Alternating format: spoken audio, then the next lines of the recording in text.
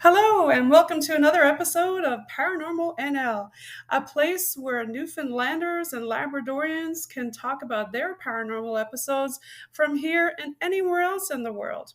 Today, I have a special guest online with me. His name is Dale Jarvis. He's a Newfoundland author, folklorist, owner of St. John's Haunted Hike, and local celebrity who recently appeared with Grind Minds TV show The Hag miniseries, which you can watch for free on Fibe TV1, Channel 0. You can also check out Dale's most recent book called Haunted Ground Ghost Stories from the Rock. He also has a local ghost hunt investigation tours, and he uses traditional objects like dowsing rods.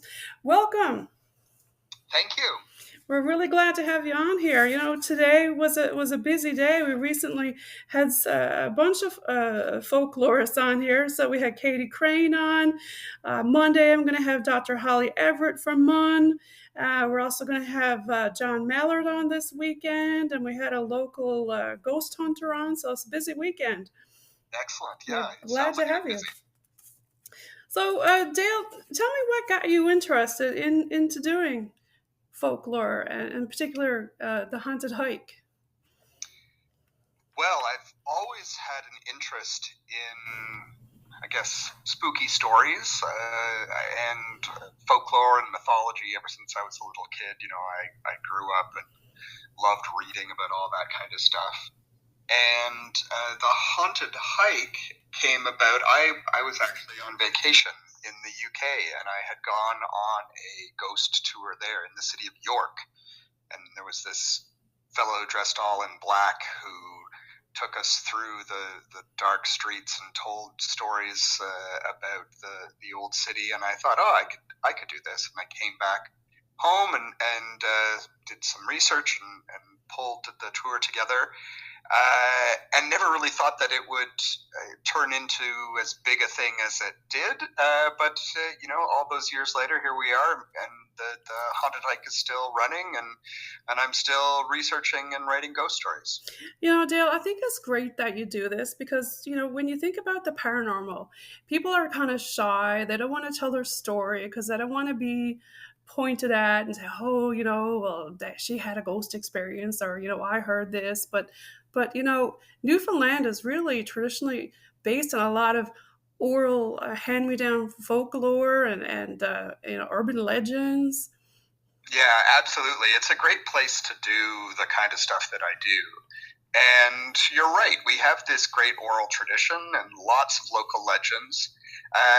And I'm always amazed at the amount of stories that are out there. I was talking to someone yesterday who said, are you running out of stories? And I said, I feel like I'm never running out of stories. There's always another ghost story to hear and learn. Well, Newfoundland is such an old place. So they say, well, one of the, or if not the oldest place or town in North America. I mean, the Vikings landed here. Yeah, and so we've had ghost stories for a very, very long time, and when those settlers came and set up the first colonies here, they brought their stories with them, and all their sort of supernatural beliefs and folk beliefs, and so we've had a long time here in kind of that Anglo-Irish part of Newfoundland to have our stories, but then the people who were here first, the indigenous people, they've got all their own stories as well. So as long as people have been here, we've been telling stories and sharing stories about things that go bump in the night. Dale, it's nice that you talked about the indigenous side of it. I would love to have Labrador melded more into our stories and share some of the indigenous ones because, quite honestly, I don't know a whole lot about it, and I would love to know more. Have you ever heard of many tales? Yeah, I mean, there are so many for Labrador, and I think it really depends where you are. I know a number of years ago there was the Innu government made a website that was all about traditional place names all throughout sort of the interior of Labrador. But a lot of those names had kind of supernatural stories that went with them, so there would be a certain pond, and the Innu would say, oh, there's sort of a water figure that lives here, or a type of monster that lives there. And I think there's a lot of that for the coast as well in the Inuit communities. And I think the stories are out there, but yeah, sometimes here in Newfoundland we don't get exposed to those Labrador stories as much as we should. We don't, do we? And what about some of the, shall I say, ancient Viking stories? Have you ever heard of any of those? Yeah, there is one of the earliest ghost stories that we have. Yeah, European ghost stories from North America is from the Norse sagas that talk about coming to Vinland.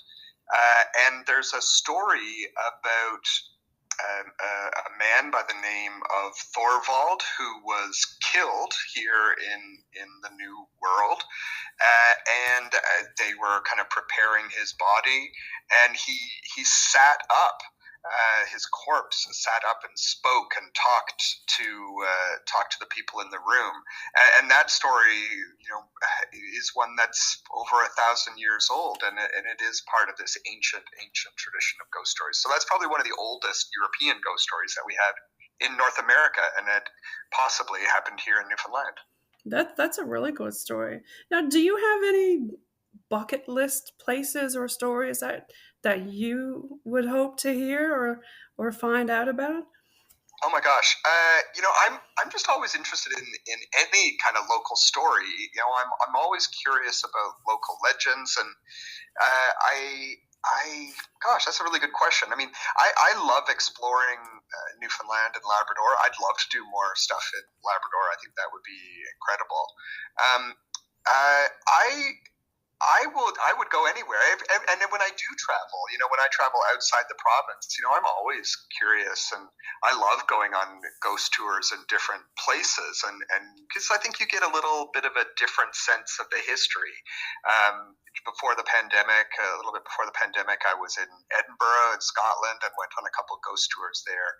It's just a really great way to see new places and to hear stories that you wouldn't normally get to hear, I guess, as a tourist. When you talk about that, I wonder, do a lot of their stories cross over with us because we are so similar in our Irish culture?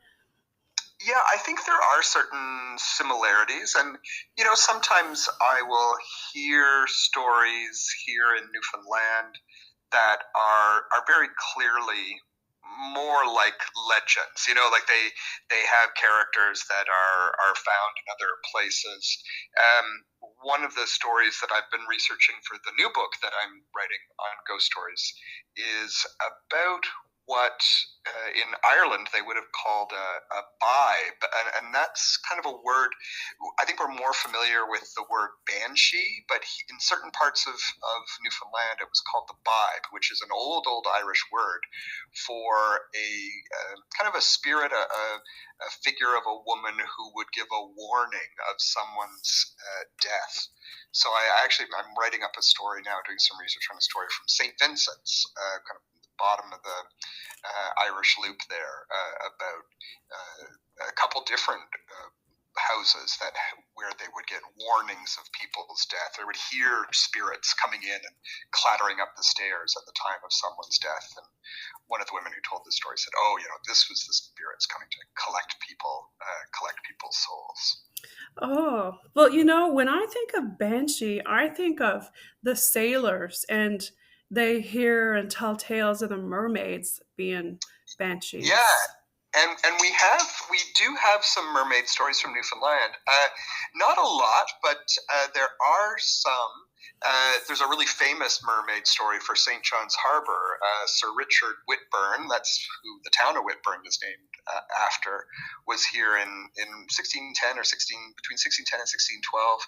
And in his kind of official report back, he has this account of he and his men seeing a mermaid in St. John's Harbour, and this mermaid kind of swimming along and popping up and trying to climb into one of the little boats that was there, and the fellow that was in the boat was so terrified that a mermaid was trying to climb up into the boat with him that he reached out with the oar and gave her a smack and knocked her back under the water. So yeah, we have these stories that go back, well, in that case, hundreds of years. Yes, definitely, especially the mermaid one. So Yeah. I wanted you to talk a little bit more now about have you ever had any of your own experiences? I always say I live in a haunted house in St. John's. It's one that I've written about in one of my earlier books, and there was a story in the house of a woman who had died in the front hall, and that part of the story is true. There was a woman who died in the house.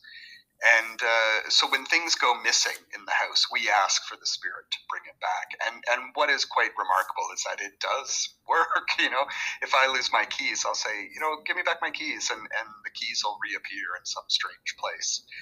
And that happened as recently as like a week or two ago, that my wife couldn't find something and asked our resident ghost for it back, and it miraculously kind of appeared in a strange location. So yeah, I am at times a bit of a skeptic. I think because I have a background in studying folklore, when I hear stories, I tend to have my folklore hat on. So because I've heard so many stories, I immediately start to think, okay, yeah, this is a version of a story that I've heard from somewhere else. And maybe for that reason, the ghosts, for the most part, stay away from me. I'm not a sensitive sort of person in that way. I'm always way more interested in the stories themselves, the stories that people say or tell. I don't need to have ghosts around myself. I'm happy when they haunt other people. Indeed, yes. I'm sure other people have had their own experiences too, and would rather listen to the stories instead of having their own experience, because they can be kind of scary. Yeah. So on your... Though it is... Go ahead. I was going to ask you more about your haunted hike, but you were going to say something before that. Yeah, and I think sometimes we do have this idea that ghosts are scary things. I think that there is that kind of attitude, certainly in the popular media, in Hollywood and whatnot. There's lots of scary ghosts. When I hear stories from Newfoundlanders, an awful lot of the ghost stories that I hear are about kind of family members who come back to, just kind of just say hello, or they might have some sort of unfinished business to do. And so sometimes people actually take a bit of comfort from that. I've heard lots of stories about people saying, oh, my such and such a person died, and ever since, we'll get, like there'll be a crow that will pop up, every time I talk about my mother or something, the crow will be there, or we'll have some other kind of sign that someone is there. And for most people, those are kind of comforting types of spirit interactions, not the blood dripping from the walls kind of Hollywood stuff. Right. I really like those type of stories too, because they are endearing, and you do hear them quite often within our culture around a lot of people.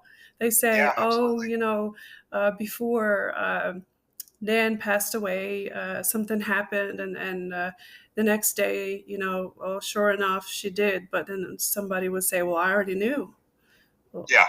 Yeah, we have a lot of those kind of token stories, where someone will die at a great distance, but the person at home will have some sort of experience. Like they'll see, kind of a double of that person, or something will happen, like they'll have a warning. 3 knocks at the door is very common in Newfoundland folklore. If there's suddenly 3 knocks at your front door, in a day when everyone would just use the back door of the house, and if you went to the front door and there was nobody there, you would know that something bad was going to happen. Do you find that most of the elderly people in Newfoundland are, shall we say, superstitious, or does that still go into the common age?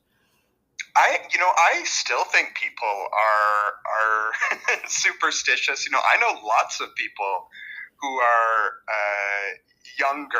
They're certainly not senior citizens. But people who do things like I know lots of people who will always want to.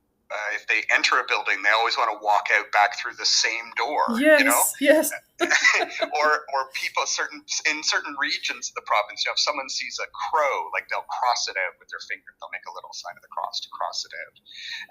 And like anyone who plays on any kind of sports team, like they have all their own superstitions. Like I don't think we're any less superstitious today. You don't want to take off that jersey, or ball players don't want to shave if they're on a winning streak. I think those kinds of superstitions are really ingrained in us. So yeah, lots of people still, will still knock on wood if they say something they hope to be true, or they don't want to jinx it. Lots of people have their little rituals for good luck and bad luck. I love, I love seeing horseshoes still up on people's sheds, and people have great debates over which way the horseshoe should go, if the horseshoe should be pointed up or pointed down, and people will get, are very convinced that their way is the absolute right way, depending on what you do in your own family or what town you're from. And I guess there's a lot of people who wander around town who see these symbols and don't even know what their significance are. Yeah, it's like the horseshoes. This is something that isn't specific to Newfoundland. We have this idea that horseshoes are lucky somehow, and you go to a casino and you play the slot machines and you want all the horseshoes to pop up in a row, but it's actually part of an older tradition around protection. People would do all kinds of things to keep their property safe, and it wasn't so much which way you pointed the horseshoe, like if it was pointing up or pointing down didn't really matter. Or even if the horseshoe was visible, sometimes people would have the horseshoes inside their walls. And it was the iron in the horseshoe was the protection, so that would keep things like fairies or witches out of the houses, and so these kinds of things that they still persist, even if we don't. So we might think today, oh yeah, horseshoes are lucky, and we might not know the history behind those signs or symbols, but they're still there, and they're still a part of our culture. I've seen that on several different shows on TV. I think I saw it one time on Kindred Spirits. I know some of these shows are kind of, makes you wonder, right? But they used iron on the tops of a door in one of their episodes. And I talked with some other people about other different things that people use, like salt or cinnamon for the fairies. And yeah. There was a couple of years ago, there was a really great project that the Nova Scotia Historic Trust was doing. And as people were doing renovations in houses in Nova Scotia, people would find things kind of hidden in the walls, and they started a spreadsheet or a database of all these things. And we did that here in Newfoundland as well. I just think sometimes when people are doing renovations and they open up a wall and they find something in there, they don't recognize that it was put there for a reason. They just think it got left there. I know a couple of years ago, a woman I know was renovating her house in Holyrood, and when they pulled up the floor, there were a whole bunch of old shoes underneath the floorboards of the house, and someone might think, hey, this is someone just lost some old shoes, or this is just garbage. But the concealing of shoes under floors or in walls was an old superstition that was supposed to, again, kind of bring protection and good luck. So any of you out there who are doing home renos, if you find something in your walls like an old shoe or a knife or a horseshoe, it was probably placed there for a reason, to provide protection for the house. Now, I've never heard of a knife being used before, Dale. Yeah, absolutely. Sometimes people would put a knife under the sill of a door, so the idea was that if bad spirits or bad energy were going to come into the house, the knife would kind of cut that sense of evil as it was coming in. One of the other superstitions around houses that I find people still do in Newfoundland, especially in more kind of Roman Catholic communities or families.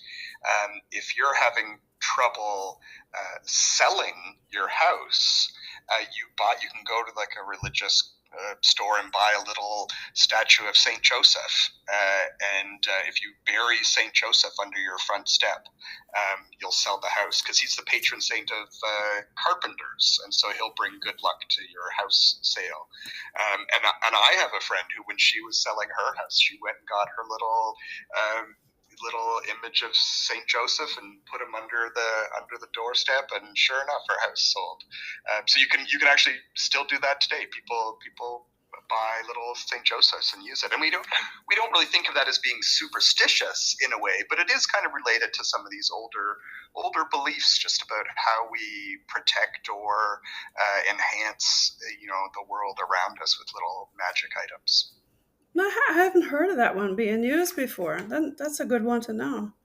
Yeah.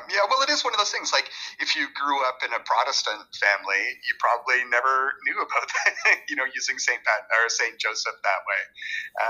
But yeah, it is still a pretty common belief in certain families. So I know that you've been doing some tours. You've recently done one on Cochrane Street Church. Can you talk about that? Yeah, this was something that I started with the haunted hike last year with the LSPU Hall on Victoria Street, which is now a theater, and then this year again at Cochrane Street, just kind of going into these places that have ghost stories associated with them, and giving people an opportunity to kind of explore those spaces for themselves. And they've been really popular so far. I think people are really lots of people are watching, stuff on TV, or these days watching lots of stuff on TikTok and YouTube, and or watching or listening to podcasts like this one. People are really interested in participating some way in a paranormal investigation, but they don't necessarily, have the equipment or know where to get started, or they don't maybe have access to a haunted place. So the idea was to kind of create these events that gave people the opportunity to go in and experience that for themselves. I think this is great that you're doing that. I can't think of any other tour in Newfoundland that is doing that, and it is such an intriguing topic. Yeah, I like I said, like it has been. They both were very popular. We did those at kind of at Halloween time, but I think it's the kind of thing that I think there'd be interest in that year round. People are always interested in that kind of thing. There's a company in Ontario that's doing that, and they do regular kind of investigations, and they bring people in. And, I think they even live stream their investigations sometimes. So yeah, there's lots of haunted places around. So yeah, that might be something that I do more of in the future. Yeah, I think that a lot of people would definitely be interested in that, Dale. Yeah, it's been a lot of fun. This is part 1 of a 2-part episode with Paranormal NL. Watch on your TV, on your smart TV, on Spotify app, listen on Spotify, and check us out on Paranormal NL. Stay tuned for part 2 with Dale Jarvis.